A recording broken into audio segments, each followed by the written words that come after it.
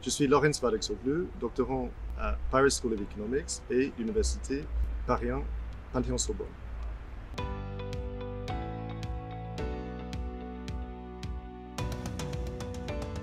Je travaille sur l'effet de la désinformation en période de l'élection. C'est quoi la désinformation? C'est tout simplement tout type d'information fausse ou trompeuse dans le débat public. Et depuis 2016, on le voit de plus en plus pendant les élections.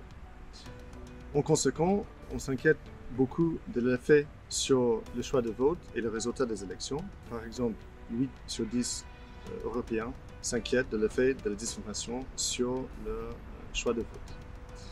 Or, la littérature académique précédente est assez mitigée en concernant l'effet causal de la désinformation sur le choix de vote. Et c'est ça que je voulais étudier pendant la présidentielle en France en 2022.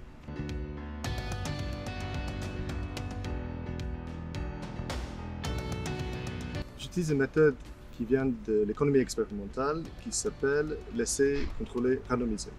J'ai mené un sondage en ligne avec 3000 participants et les participants ont été assignés à un des deux groupes, un groupe de contrôle et un groupe de traitement.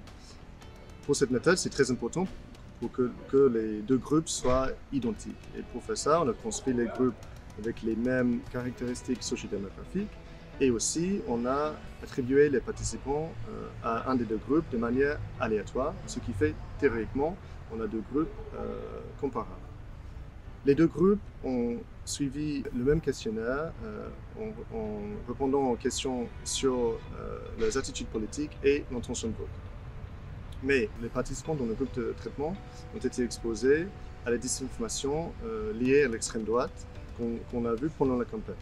Donc c'était les fausses affirmations sur l'immigration, sur l'Europe et sur le bilan d'Emmanuel Macron.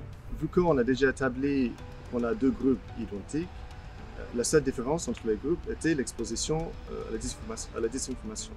Et donc, quand on compare les résultats du questionnaire, si on voit les différences entre les deux groupes, on peut présumer que cette différence est causée par l'exposition à la désinformation.